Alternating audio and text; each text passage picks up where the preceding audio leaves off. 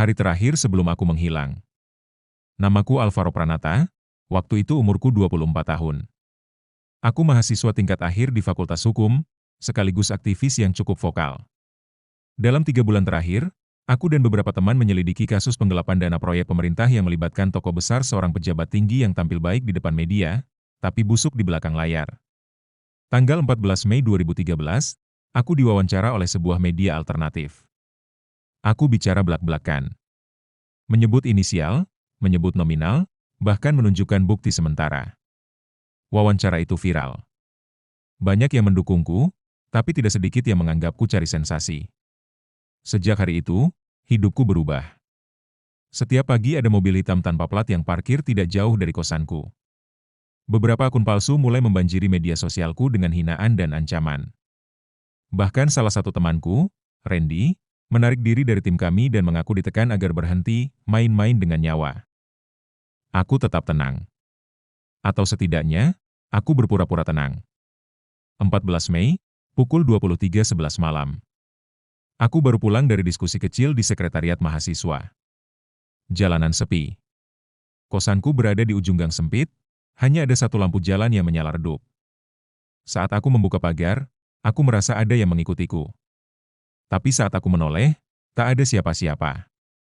Aku masuk kamar, mengunci pintu, menaruh ransel berisi laptop dan dokumen penting di atas meja. Aku sedang menyalakan air panas untuk mandi ketika ponselku berdering. Nomor tak dikenal. Aku abaikan. Lalu muncul pesan. Simpan dokumenmu baik-baik. Kau tidak tahu seberapa berbahayanya yang sedang kau pegang. Hatiku langsung berdebar. Aku belum sempat menjawab ketika terdengar ketukan pelan di jendela kamarku. Itu aneh. Kamarku di lantai 2. Aku mendekat perlahan. Tapi sebelum sempat membuka tirai, listrik padam. Gelap total. Dan saat itu juga, seseorang membobol pintu kamar kosku. Aku hanya ingat 2 hal terakhir. Sinar senter menyorot mataku. Dan suara berat berkata pelan. Kita cuma ingin kau diam, VR. Lalu semuanya gelap. Itulah hari terakhir aku dikenal publik sebagai Alvaro. Karena setelah malam itu, aku menghilang selama 12 tahun. 3 hari pertama dalam kegelapan. Aku terbangun dalam gelap. Kepalaku berdenyut, mulutku kering, tangan dan kaki terikat. Yang pertama kali kurasakan bukan rasa sakit, tapi kebingungan. Lalu pelan-pelan, datang ketakutan. Di mana aku? Apa yang terjadi?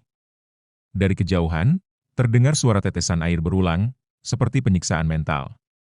Lalu samar-samar ku dengar langkah sepatu bot menyusuri lantai beton. Suara pintu besi terbuka, lalu tertutup lagi. Seorang pria bertubuh besar menyorotiku dengan senter. Namamu Alvaro Pranata, kan? Aku diam. Kamu bukan tahanan. Tapi kamu harus diam dulu. Hari pertama aku tidak diberi makanan. Hanya segelas air yang baunya aneh. Aku merasa pusing, seperti setengah sadar. Tidak ada jendela. Tidak ada jam. Aku hanya bisa menebak waktu dari keheningan yang datang dan pergi seperti ombak. Mereka memanggilku ke sebuah ruangan kecil yang lebih terang. Ada kamera di pojok ruangan, dan satu orang berpakaian seperti sipil tapi bersikap militer. Ia tidak memperkenalkan diri, hanya bertanya. Kamu dapat dokumen itu dari siapa? Aku tidak jawab. Maka mereka mengambil laptop dan ranselku yang ternyata sudah mereka sita sejak malam itu. Mereka membukanya di depanku. Semua dokumen investigasi yang kukumpulkan, dibuka satu-satu. Kamu tahu berapa banyak nyawa yang bisa kamu hancurkan karena ini? Hari kedua, mereka memperlihatkanku foto-foto orang yang kuanggap teman. Randy, Sarah, bahkan adikku. Mereka bilang, kalau aku bicara ke media lagi, mereka bisa menghilang seperti aku. Hari ketiga, aku mulai bicara. Bukan karena takut, tapi karena aku tahu diamku akan membunuh lebih banyak hal. Harapan, bukti, bahkan nyawa orang-orang tak bersalah. Tapi aku tidak memberikan semua. Aku mulai menyusun strategi, berpura-pura patuh, sambil mencatat semuanya di kepalaku. Malam ketiga, aku sendirian lagi. Tapi aku mulai memperhatikan pola jam berapa pintu dibuka, berapa lama suara langkah berputar, dan siapa saja yang bergantian jaga. Aku tahu satu hal. Ini bukan penjara resmi. Ini tempat menghapus orang secara diam-diam.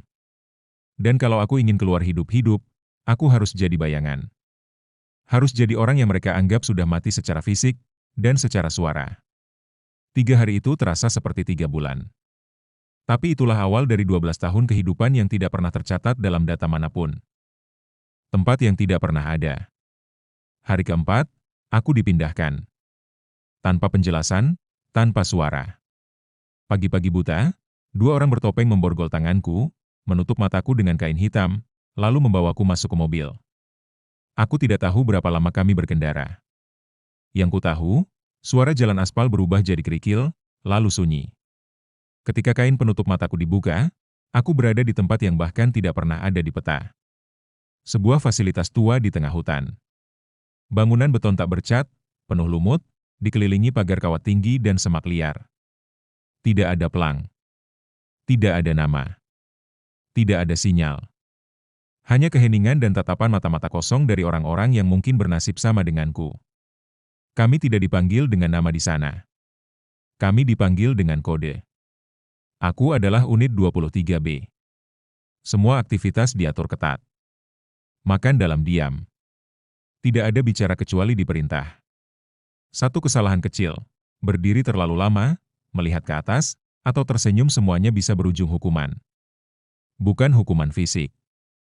Tapi isolasi dalam kamar putih. Kamar itu bukan sekadar tempat kosong. Itu adalah ruang tanpa warna, tanpa suara, tanpa waktu. Di sana, kau akan lupa siapa dirimu. Bahkan aku pernah bertanya pada diriku sendiri. Apakah aku benar-benar Alvaro, atau itu hanya memori dari kehidupan yang tak pernah ada? Setiap minggu, ada semacam sesi pencucian ulang. Kami dikumpulkan di ruangan besar, diberi suara monoton lewat pengeras suara, tentang ketaatan, tentang bahaya kebebasan berpikir, tentang bagaimana kami hanya alat dalam sistem yang lebih besar. Beberapa mulai mempercayainya. Beberapa memilih diam. Aku berpura-pura percaya. Karena dalam diamku, aku mulai menghafal setiap detail, jumlah kamera, pergantian shift, arah pintu darurat. Dan satu malam, saat aku membantu bersih-bersih gudang di bawah pengawasan, aku menemukan sesuatu peta tua yang setengah hangus. Tertulis tangan di pojoknya. Zona 4, jalur keluar, non-otorisasi. Untuk pertama kalinya setelah berminggu-minggu, aku merasakan hal yang sudah lama hilang. Harapan. Kode unit 23B. Hari-hari di fasilitas itu mulai terasa seperti satu garis lurus tanpa ujung. Tidak ada kalender, tidak ada perubahan musim. Hanya rotasi rutinitas yang membunuh waktu. Bangun, baris, makan, kerja, diam. Aku menjadi unit 23B sepenuhnya setidaknya di mata mereka. Kerja paksa jadi bagian dari program rehabilitasi. Kami disuruh menyortir dokumen, merakit alat elektronik, bahkan sesekali memperbaiki komponen satelit kecil yang katanya untuk tujuan nasional. Aku tahu persis, mereka sedang mengeksploitasi pertahanan rahasia untuk pekerjaan yang seharusnya dilakukan oleh tim profesional. Tapi aku bermain peran. Diam. Tunduk. Patuh. Sambil menghafal wajah-wajah penjaga, sistem penguncian pintu, dan jalur keluar masuk logistik. Suatu hari, aku dipanggil ke ruang admin. Bukan untuk dihukum tapi untuk naik level. Mereka bilang aku responsif dan stabil. Mereka menawariku posisi sebagai asisten pengawas untuk unit baru. Ini artinya akses lebih luas. Informasi lebih banyak. Tapi juga bahaya lebih besar jika aku salah langkah. Aku menerimanya. Bukan karena aku setuju dengan mereka. Tapi karena aku tahu, ini kesempatanku untuk merobek sistem ini dari dalam. Tugas baruku membawaku ke ruang data tempat komputer-komputer tua masih berdengung, menyimpan catatan ribuan unit. Nama-nama yang dihapus dari dunia nyata. Di antara data itu, aku menemukan hal yang membuat darahku membeku. Unit 23A status, eliminasi lokasi, tidak diketahui. Itu adalah kode untuk Sarah, sahabatku, yang sempat hilang bersamaku dalam investigasi dulu. Aku sadar aku bukan hanya harus bertahan, tapi harus mencari tahu siapa yang selanjutnya dihapus. Karena sistem ini tidak hanya menahan orang. Sistem ini sedang menulis ulang kenyataan. Malam itu, Aku kembali ke barakku dengan napas berat. Tapi di dadaku, ada satu hal yang mulai tumbuh lagi. Tujuan. Sinyal dari dalam. Setelah mengetahui status unit 23 Asarah, aku tidak bisa lagi bermain aman. Aku harus bertindak, sebelum sistem ini mencabut lebih banyak identitas dan nyawa. Sebagai asisten pengawas, aku punya akses terbatas ke ruang komunikasi. Disitulah aku melihat peluang. Satu terminal lawas yang masih terhubung ke satelit darurat milik militer dengan protokol lama, tak sepenuhnya dipantau sistem utama. Tapi terminal itu hanya aktif dalam waktu tertentu. Setiap 72 jam, selama 3 menit. Dalam 3 menit itu, aku harus mengirimkan sinyal keluar. Masalahnya, aku tidak tahu siapa yang akan menerima, atau apakah akan diterima sama sekali. Tapi aku tahu, dunia luar harus tahu tempat ini ada. Aku mulai menyusun pesan terenkripsi. Singkat, padat, tapi cukup mengguncang. Lokasi, koordinat 6S106E. Unit manusia diklasifikasikan sebagai alat negara. Bukti pembungkam saksi hidup. Sistem manipulasi realitas sedang berlangsung. Kirim tim independen. 23B. Waktu pengiriman mendekat. Tapi aku tidak sendiri. Salah satu teknisi, Lian, mulai curiga dengan gerak-gerikku. Ia diam-diam mengikutiku. Pada malam pengiriman, ia memergokiku di depan terminal. Aku pikir semuanya berakhir. Tapi alih-alih melapor, Lian hanya berkata, "Kau juga tahu, ya?" Aku menatapnya, bingung. Ia menjelaskan dia adalah bagian dari tim pengembang awal sistem pengawasan fasilitas ini, tapi berbalik arah ketika tahu bagaimana sistem ini digunakan untuk menghapus kebenaran. Sejak saat itu, ia juga mencari cara untuk membocorkan informasi keluar. Tapi ia tak pernah bisa melewati firewall militer. Kami bergabung malam itu. Dengan keahliannya dan aksesku, kami hanya punya satu tembakan. 3 menit. Kami duduk bersama di depan terminal. Jari-jari kami menari cepat. Suara kipas komputer berdengung keras, seolah ikut gelisah. 2 menit 45 detik, sinyal diterima. 2 menit 50 detik, enkripsi terkunci. 2 menit 58 detik, pesan terkirim. Terminal mati. Kami saling berpandangan dalam diam. Apakah itu cukup? Kami tidak tahu. Tapi malam itu, untuk pertama kalinya, aku merasa bahwa kami tidak sendiri. Penyamaran terakhir. Hari-hari setelah pengiriman pesan terasa seperti berjalan di atas ranjau. Kami tak tahu apakah pesan itu berhasil diterima, apakah akan ada yang datang, atau malah sistem akan mencium kebocoran dan memburu kami lebih dulu. Fasilitas mulai gelisah. Pengawasan meningkat. Beberapa unit hilang tanpa jejak. Salah satu dari mereka adalah unit 36D yang sempat mencoba melawan saat kerja paksa. Keesokan harinya, tempat tidurnya kosong. Tak ada penjelasan. Hanya senyap yang mengendap seperti kabut beracun. Aku dan Lian tahu, waktunya makin sempit. Kami mulai menyusun rencana keluar. Tapi tidak mungkin kabur seperti film aksi. Fasilitas ini dibangun seperti labirin, dengan hanya satu pintu resmi keluar masuk, dan itu hanya digunakan oleh tim medis luar yang datang setiap 2 minggu untuk pemeriksaan tahunan. Kami hanya punya satu pilihan, berubah menjadi bagian dari mereka. Lian mulai memalsukan data identitas dan membuat seragam replika dari staf medis. Aku mencuri cetakan sidik jari dari salah satu petugas saat membersihkan ruangannya. Kami mengamati pola kunjungan, siapa yang masuk, siapa yang keluar, dan pada pukul berapa penjaga mengganti shift. Hari itu datang. Kami mengenakan pakaian medis, membawa satu tahanan pasien sebagai sandiwara aku sendiri. Lian berpura-pura sebagai dokter, membacakan laporan fiktif dari clipboard yang kami siapkan sebelumnya. Kami berjalan melewati lorong utama, jantung kami berpacu lebih cepat dari langkah kaki. Di pos utama, penjaga menghentikan kami. Nama dan unit, tanyanya datar. Lian menjawab tenang, menyebut nama palsu dan kode medis. Penjaga itu menatap layar komputernya beberapa detik terlalu lama. Aku menahan napas. Lalu, pintu terbuka. Kami melewatinya. Tidak ada alarm. Tidak ada tembakan. Kami berhasil keluar dari pintu itu. Tapi di dunia luar, kami tidak langsung bebas. Kami hanya memasuki lingkaran ketiga dari sistem yang lebih besar.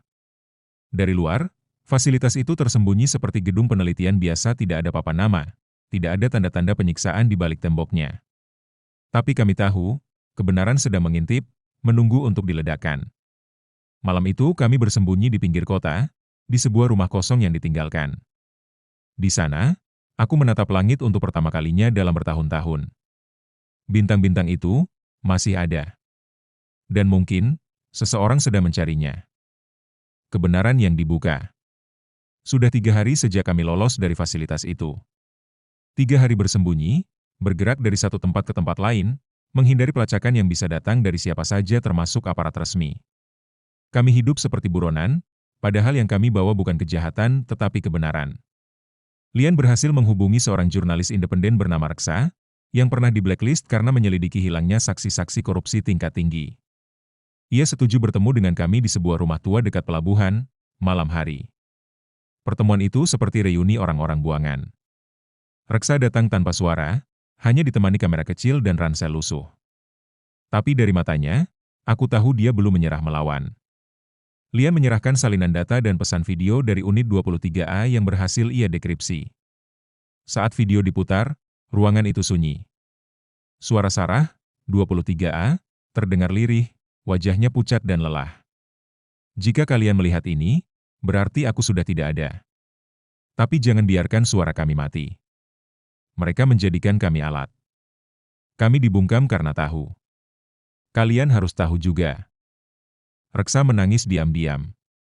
Tak lama, ia bersumpah akan mempublikasikan ini. Ia mengunggah sebagian dari materi itu malam itu juga ke jaringan gelap dari sana. Data menyebar cepat ke forum-forum publik internasional. Dan seperti bara yang disulut angin, api itu menyala. Besok paginya, tagar fasilitas bayangan trending di media sosial. Banyak orang mulai mengaku kehilangan kerabat secara misterius. Wartawan asing mencoba mencari lokasi fasilitas berdasarkan koordinat yang kami beri. Beberapa diplomat asing mulai menanyakan keberadaan proyek eksperimen manusia. Tapi pemerintah menyangkal. Mereka menyebut video itu rekayasa, menuduh kami sebagai penyusup asing yang mencoba mengguncang stabilitas nasional. Namun dunia sudah mendengar. Dan dunia tidak bisa lagi diam. Beberapa minggu kemudian, kami menerima kabar bahwa fasilitas itu telah ditutup sementara. Beberapa pejabat terkait dicopot dari jabatan. Tidak ada pernyataan resmi, tapi kami tahu, ini adalah hasil dari satu sinyal kecil yang kami kirim. Kami masih dalam persembunyian. Tapi sekarang kami punya sekutu. Kami bukan lagi hanya 2 orang melawan sistem, kami bagian dari gelombang yang lebih besar. Gelombang yang memaksa kekuasaan melihat ke bawah dan mendengar suara mereka yang dibungkam.